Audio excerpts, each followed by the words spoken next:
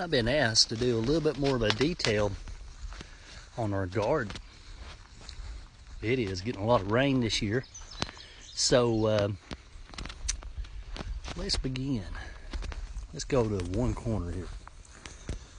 Of course, we use cardboard underneath here. I just border it with whatever I have. I got, some old rotten logs right now. I have to replace those every once in a while. Sweet gum. So Jessica planted all of her tomatoes.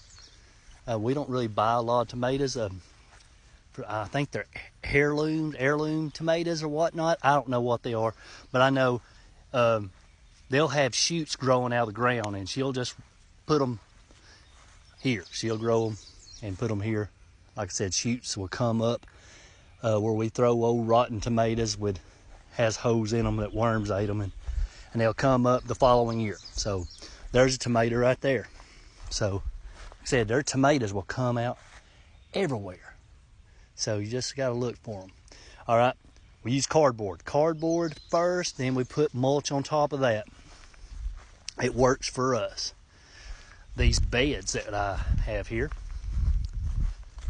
they were from sawmill lumber. They usually burn these side edges. And, this is pine, and it lasts. I got to replace these right here, but they last a pretty long time. These right here.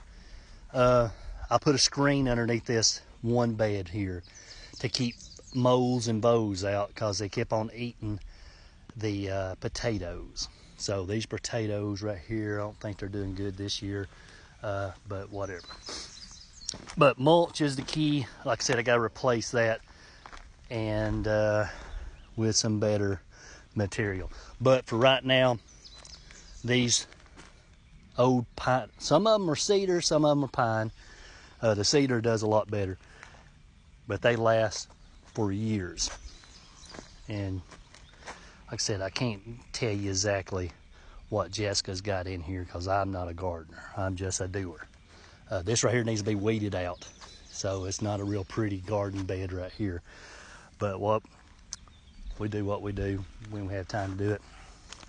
She puts little flowers in there. I think this right here is some kind of onion. That I don't know. Like I said, these are peppers. Like I said, just do with what you have.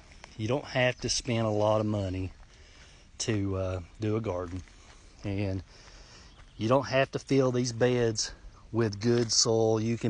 We put logs and limbs and stuff on the bottom, then we fill it up. I put some topsoil mixed in with a little bit of mushroom compost, and it does pretty decent. Then we put, of course, cardboard and mulch. So a lot of these have to be redone. I don't even know what that is, but it's been here for a while. Jessica I think this is kale. I don't know what it is. Here's some more tomatoes that came up out of the ground somewhere. These are bamboo borders. I have a connection with some bamboo, so we do what we have with what we have, and it works for us. This stuff right here, this I'm walking on, we get it from somebody we know. I can't tell you where to get it because I don't know where we get it. We know somebody. This right here was where Jessica trellised her scuppernongs, and she just got tired because it was taking over everything. We got plenty of scuppernongs and stuff like that everywhere else, so we don't really need any more.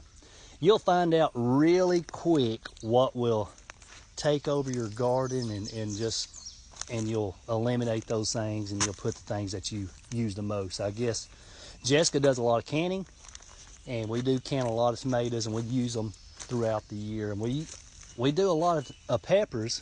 Those are peppers because we do a lot of hot sauce stuff, and we go through the hot sauce. My youngest daughter eats a lot of hot sauce, and I believe that right there is okra, the middle line, and on both sides are beans. So she's going to let them beans trellis the okra. That's some kind of garden hack she must have got on Facebook or something. I built these I cut these sweet gum trees down and I made raised beds out of it. It's perfect. These sweet gum trees, they're kind of invasive here where I'm at, and man, I just don't like sweet gum. I hate sweet gum with a passion. But they make real good garden beds. This right here, I left this open where I can put a truck back here where I can get the mulch, but Jessica used it for moringa trees, which are not doing good because of the water. The rain, they don't like a lot of water, so we can't control that. Of course, I went all the way the full length of our garden with these sweet gum trees. Had to drag them up here with tractors and my truck, whatever I had to drag this stuff up. You know, gardening does not have to be hard. It's just putting stuff in the ground, fertilizing it and keeping it watered, and keeping the animals out. Our hardest part is trying to keep the animals out. Of course, she's got a lot of, what is this? I don't know what that is, deal or something, I don't know. But kale, my wife loves kale, and the guineas do too. So a lot of that's kale. Of course, she puts little flowers in her. It still needs a little bit of work to be done here, and I don't know exactly what all she planted. This right here will be covered by the mid-summer. You'll see a lush green forest of stuff growing. So yeah, and she does a lot of, I think those right there might be some pumpkins and some cantaloupe and stuff like that. So all this black will be covered in green. So everything you see black most likely will be covered with foliage. I think that's butternut squash or something, I don't know. Or just regular squash. There's a trellis on it, so there's got to be something it's going to trail on. Of course, we do cucumbers and stuff like that. Gardening is something that I don't do much. I just do what I'm told. She asks for things, I get her things, and she puts it in the ground, and she allows it to grow. Of course, the electric fence works. It works too well. It shocked every animal in my property, I think, including my daughter. But it breaks my heart because it shocked Bruno and it gave him a little PTSD, and now he runs off to Nana's house. And I feel bad. He used to stay around here often and never really leave that much except for his wandering times. But now I feel bad. That right there really traumatized that dog. Of course, we got some pumpkins over here. Long video. My wife wanted me to make this video and post it on Facebook, but I don't think you can do a long video and post it to Facebook. Not 10 minutes. Those are pumpkins. These right here, elderberry. Elderberry is highly invasive. Do not ever, and I mean ever, ever, ever, ever put them in your garden.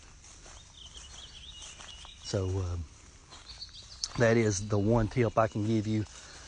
That right there is either a persimmon or a fig tree. I know that's a persimmon tree. And we got the old peach tree here. Can't live in Georgia. There's a fig tree. Can't live in Georgia without a Georgia peach. And I've never had luck with these things. They break. Look at all them peaches on there. I promise you I'll never get a single peach. I'm at war with all the critters that eat my peaches. And I lose. So yeah, this right here is loaded with peaches. You gotta be careful with these branches, they'll break. Peach trees, branches break easily. So I really need to prop that up somehow. Well, that's it. That's all I got. Like I said, my wife wants me to put this on Facebook, but you can't do it because I take too long on the explaining. What do you say, y'all? Love yous. Trust in the Lord Jesus Christ.